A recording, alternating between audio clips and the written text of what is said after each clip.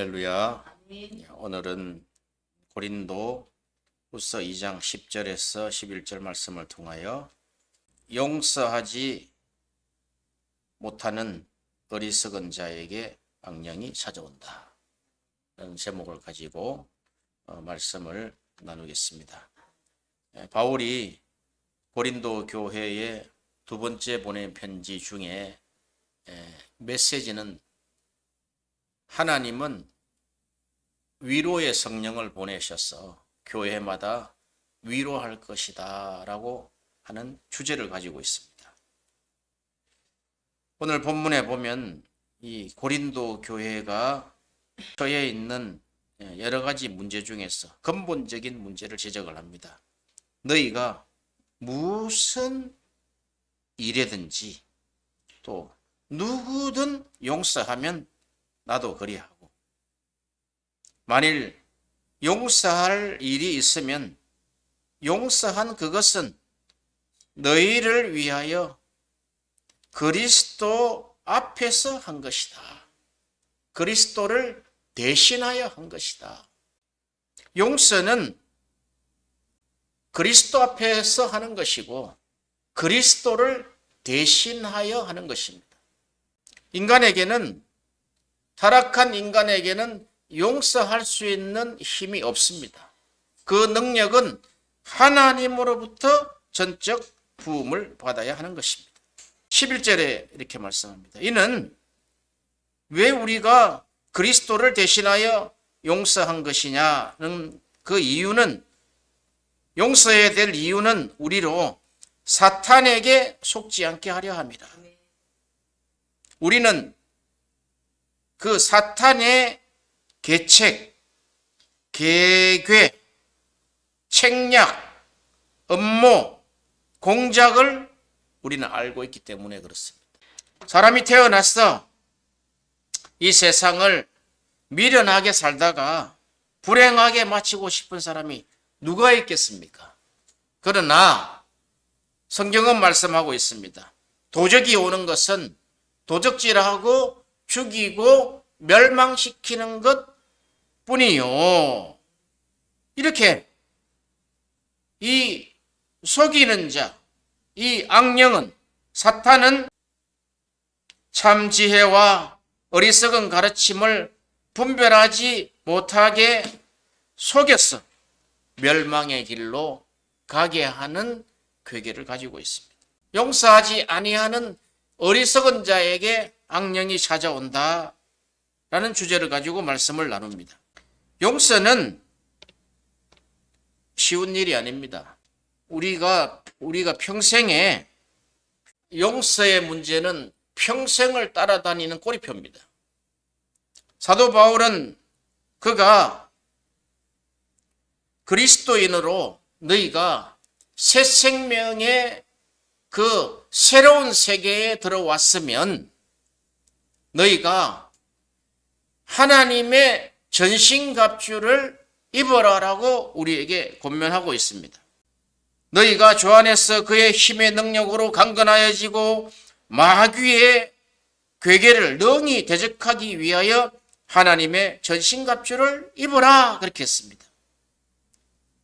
그리고 우리의 씨름은 혈과 육을 상대한 것이 아니요 통치자들과 권세들과 어둠의 세상 주관자들과 하늘에 있는 악령에 대한 상대라고 말씀을 하고 있습니다. 그러므로 하나님의 전신갑주를 우리가 취해서 입어야 한다는 것입니다.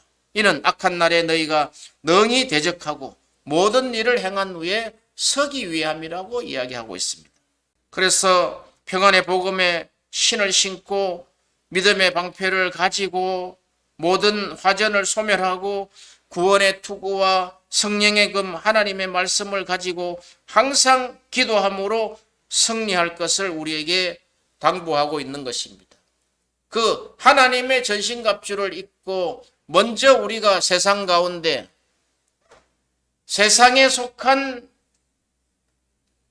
이 세상에 속한 그 나라에 우리가 갈 때 우리는 그 세상 속에서 그리스도를 통해서 우리가 건너온 자들입니다. 이미 이사를 해가온 사람입니다. 그런데 우리가 세상에 나아가서 복음을 전하고 하나님의 뜻을 정할 때 가장 앞서가 있는 그 믿음의 방패는 사람을 용서하는 일입니다. 우리가 복음을 들고 나가면은 상대편이 우리를 미워한다라고 그렇게 하고 있습니다. 우리를 핍박한다라고 이야기하고 있습니다. 우리를 그 가운데 이리 가운데 양을 보냄 것 같다고 이야기하고 있습니다. 복음을 전함으로 말미암아 우리에게 어떤 심적인 고통을 주는 것입니다.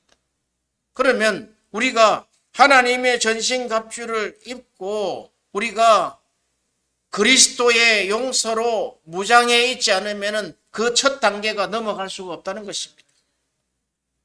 그러므로 용서하며 살아간다는 것은 쉬운 일이 아닙니다. 대부분의 사람들은 그 용서를 외면하고 또 그 마음에서 비롯된 상처와 미움과 정오와 복수심 같은 잘못된 감정을 붙들고 살아갑니다. 더 나아가서 복수의 칼을 가는 어리석음을 범하기도 하는 것입니다. 그것이 출발점이 그 기저에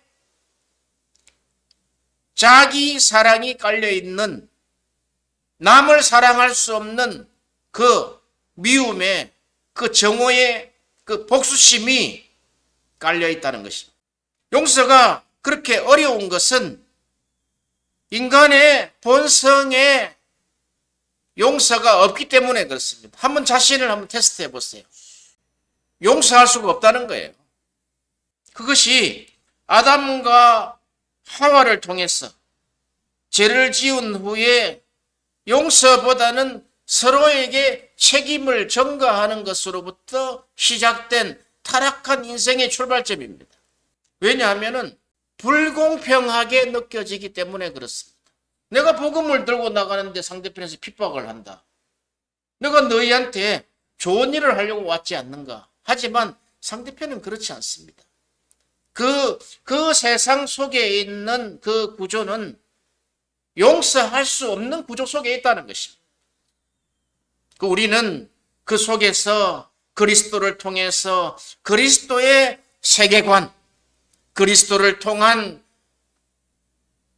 모든 민족을 복음화시키고자 하는 그 세계관의 목표를 가지고 있는 것입니다. 그래서 우리는 전신갑주의 가장 앞선 우리의 방패는, 우리의 믿음의 방패는 바로 사람을 용서하는 일입니다. 아멘.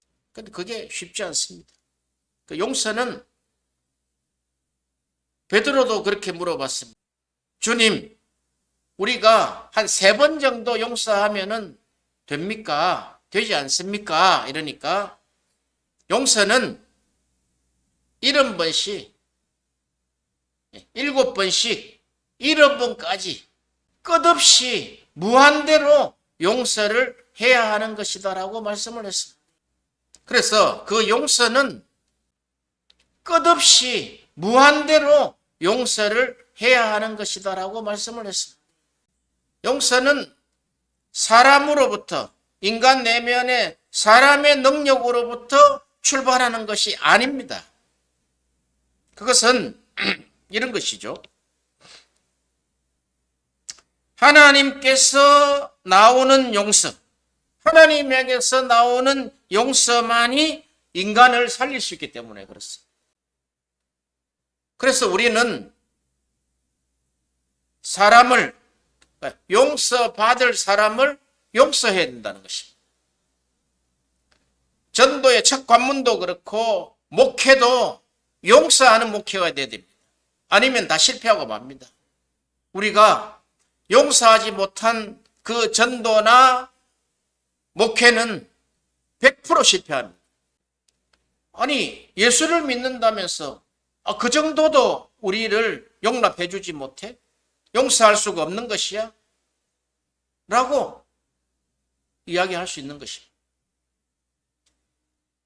그러나 무서운 것은 무엇이냐면은 하나님이 없는 용서, 인간으로부터 출발한 인간이 주인된 도덕적 용서는 자기 사랑에서 출발합니다. 그게 무서운 것이죠. 그것은 악마적 사상입니다. 심한 이야기가 아닙니다. 우리가 나로부터 나는 관대하니까, 나는 너그러우니까 내가 너를 용서하마, 내가 높은 위치에 있으니까 용서하마 하는 것은 인간에서부터 출발한 악의적 사상이라는 거예요.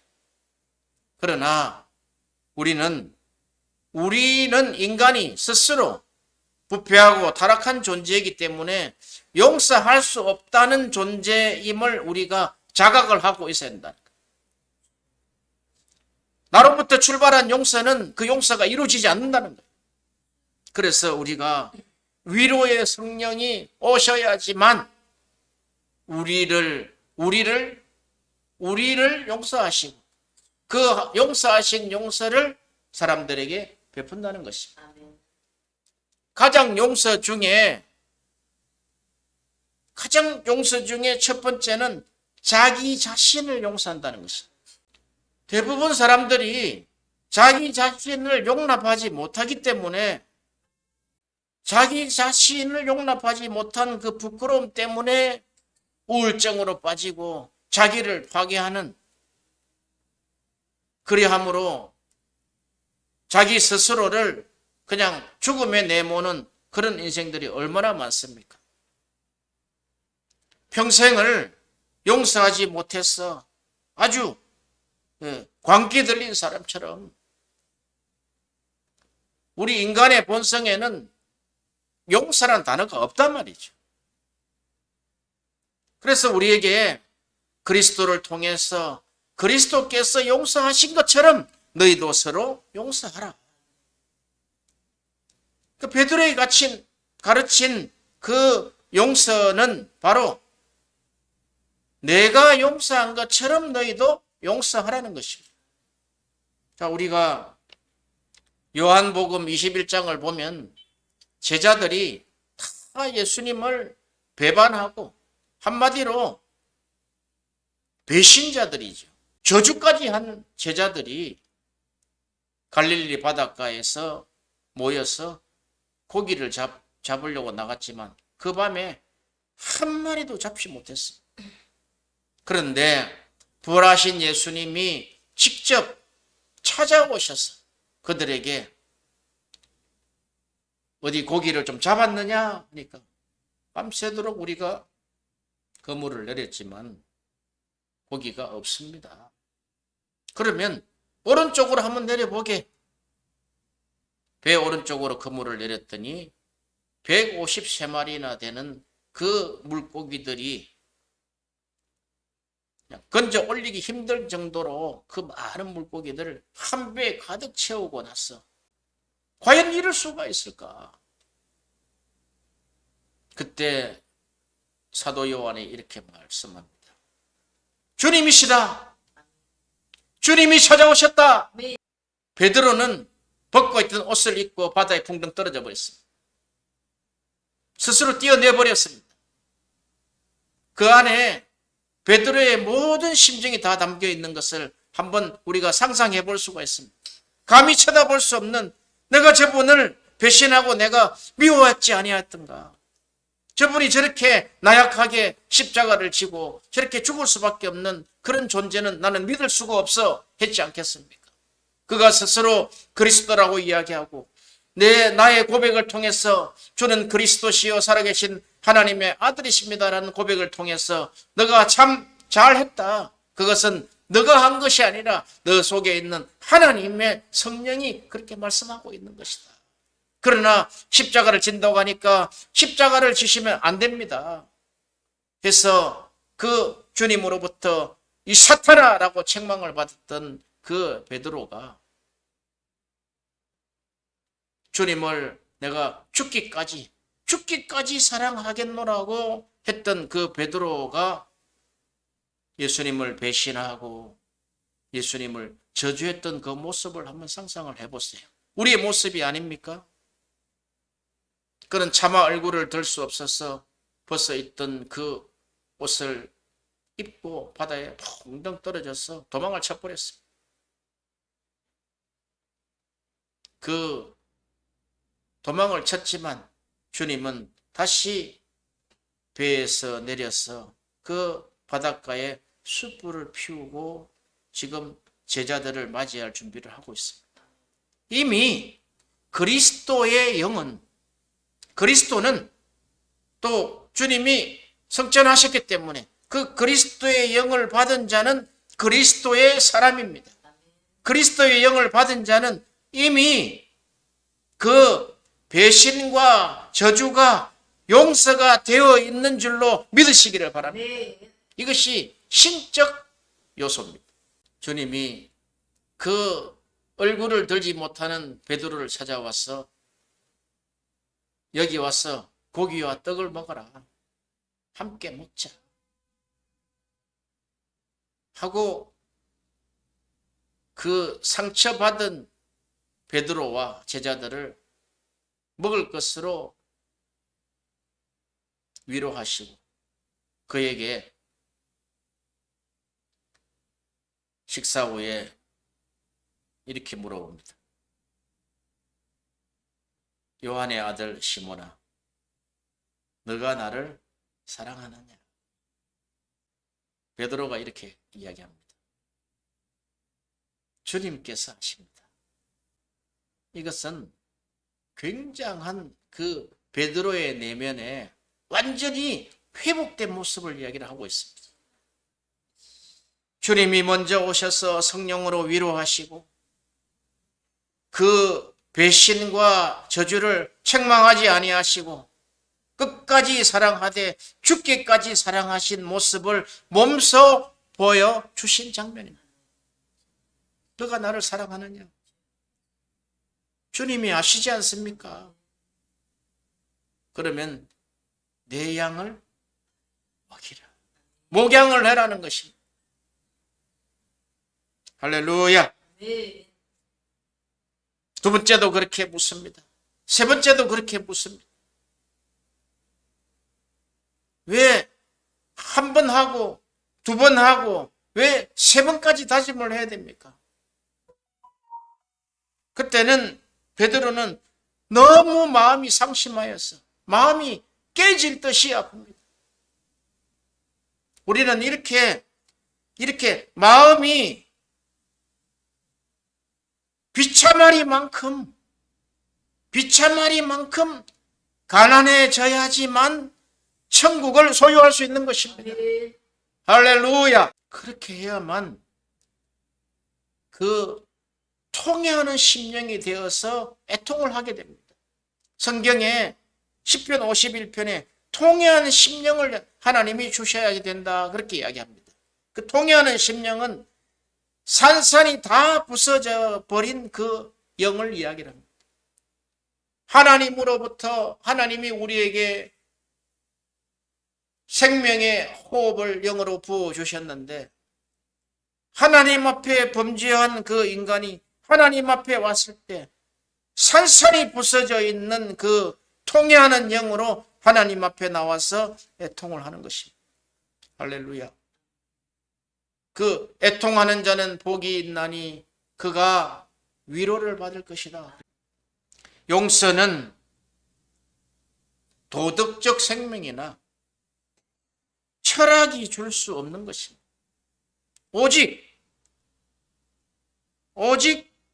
방황하는 인간을 사랑하셔서 죽기까지 사랑하셔서 구속하신 그리스도를 통해서 주시는 것입니다.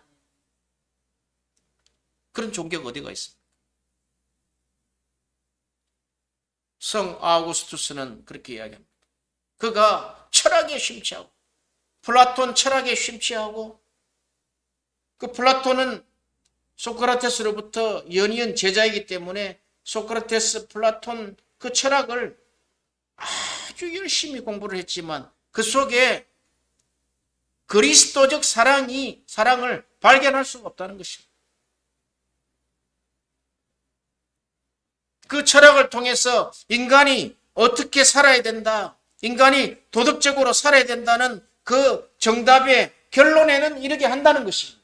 그러나 그렇게 살 수 있는 원천인 그 그리스도의 사랑은 이야기할 수가 없다는 것입니다.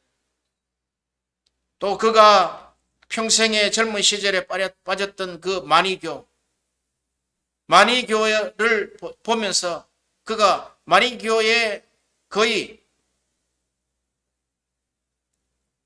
마니교의 제자처럼 그가 신봉을 하고 따랐지만 그 속에서 우주 만물의 법칙은 그가 배웠지만 그 안에 사람을 살릴 수 있는 사랑이 없다는 것을 보고 돌이켜서 예수께로 왔다는 것입니다. 이렇게 하나님의 사랑은 그 사랑 안에 보면 그 인간을 사랑하셔서 용서하지 아니하고는 감당할 수 없는 그 긍휼한 마음이 그 하나님의 생명 안에는 그것이 가득 차 있다는 것입니다. 그 생명, 인간을 사랑하신 생명, 그 사랑하기 전에 용서가 되어야 되잖아요. 왜? 인간이 죄를 지었기 때문에. 우리 인간은 우리를 용납하지 못하고 우리를 용서하지 못하는 자는 같이 싸워버립니다. 그것이 우리 기독교인의 현실입니다. 왜? 이 용서의 그 원천을 우리가 알지 못했기 때문에 그렇습니다. 그리스도께서 용서하신 것처럼 너희도 용서하라. 그렇게 말씀하시는 것입니다. 왜냐하면 오늘 본문에 그 용서한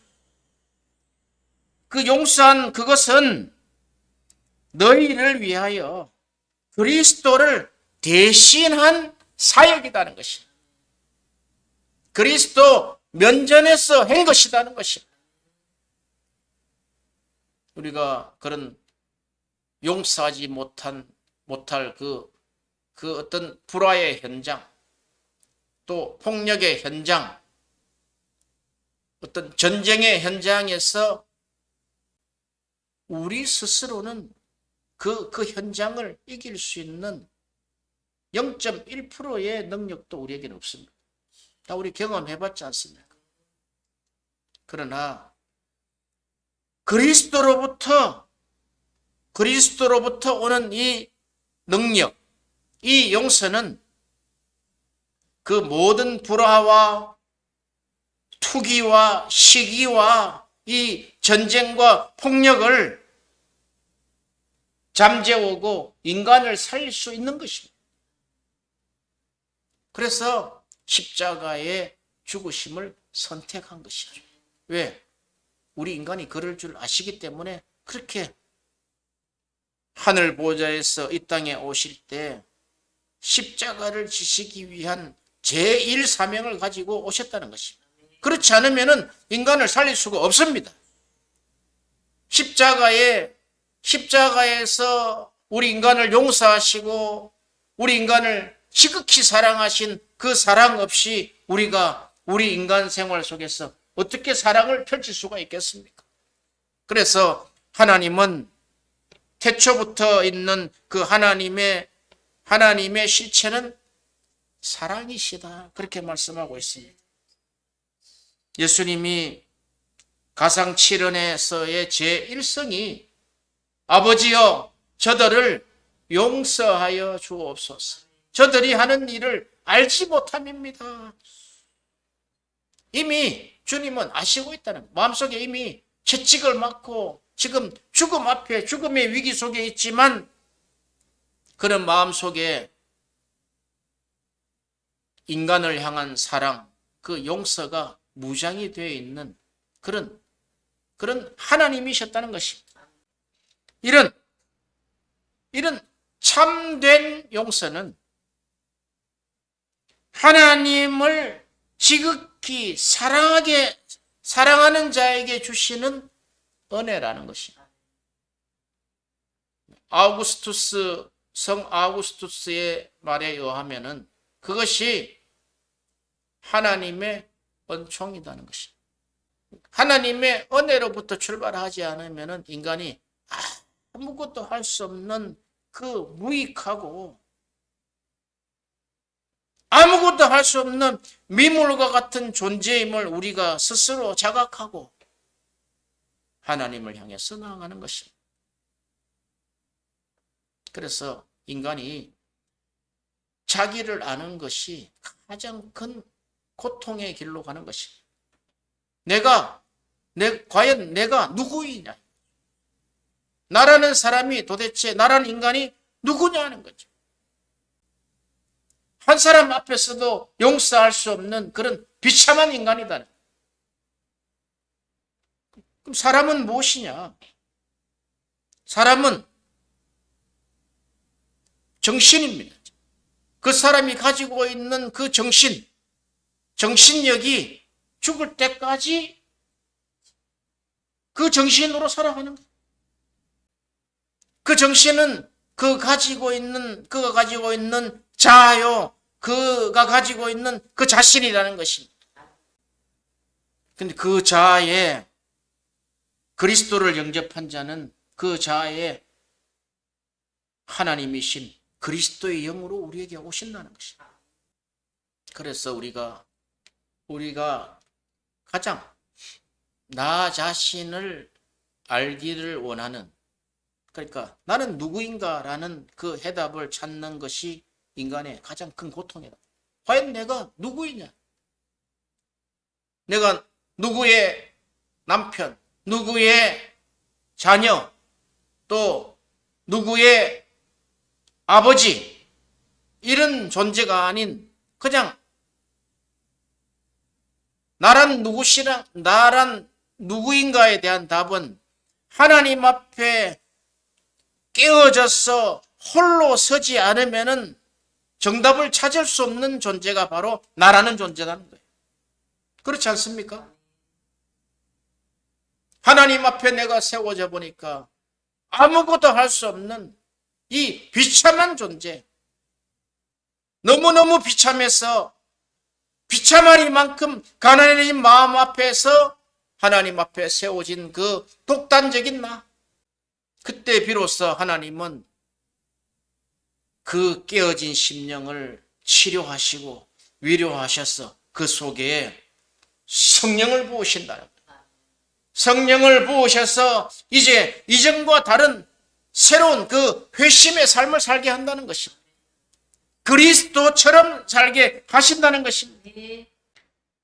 우리가 예수 그리스도를 통해 죄인이 용서받을 뿐만 아니라 또 하나님을 알게 하시고 또 사랑하게 되어서 모든 좋은 것을 받게 하기 위함입니다. 너희가 용서받은 것처럼 너희도 용서하라는 것입니다. 마태복음 22장 37절에 이렇게 기록하고 있습니다. 6절부터 보겠습니다. 선생님, 율법 중에서 어떤 계명이 큰 계명입니까? 예수께서 이르시되 내 마음을 다하고 목숨을 다하고 뜻을 다하여 주 너의 하나님을 사랑하라 하셨으니 이것이 크고 첫째 되는 계명이요 둘째도 그와 같으니 네 이웃을 내 자신과 같이 사랑하라 하였으니 이 두 계명은 온 율법과 선지자의 강령이니라. 우리가 신명기 6장에 보면은 그 내용이 좀 다릅니다. 너는 마음을 다하고 뜻을 다하고 힘을 다하여 하나님을 사랑하라 그렇게 했습니다. 그런데 예수님으로 딱 건너오니까 너희가 마음을 다하고 목숨을 다해라는 목숨. 그리고 너가 가진 모든 뜻을 다하고 하나님을 사랑하라는 것입니다. 이렇게 내가 마음을 다하고 목숨을 다하고 뜻을 다하고 사랑할 만한 존재인 걸 우리 하나님의 그 크신 사랑을 발견하고 이해하고 그것을 알지 못하면 경험하지 못하면 그 고백을 할 수가 없습니다. 하나님의 사랑이 이런 사랑이셨구나. 우리는 기도할 때 그렇게 해야 합니다. 억만 번 죄를 짓고 억만 번 죽어야 마땅한 죄인을 살리신 그 하나님의 사랑, 이렇게 하지만 그것이 잘 깨달아지지 않았습니다. 내가 무슨 억만 번 죄를 지었고, 내가 죄인 중에 개수라는, 내가 그런 죄를 지은 사람이라고 본인이 고백하지 않는다는 것입니다. 그러나 하나님 앞에 세워진 그 한 인생, 그 바울이라는 그 청년은 그가 고백을 합니다. 내가 전에는 알지 못했습니다. 내가 전에는 폭행자요, 핍박자요, 살인자였는데 내가 죄인 중에 내가 괴물 같은 인간이었습니다.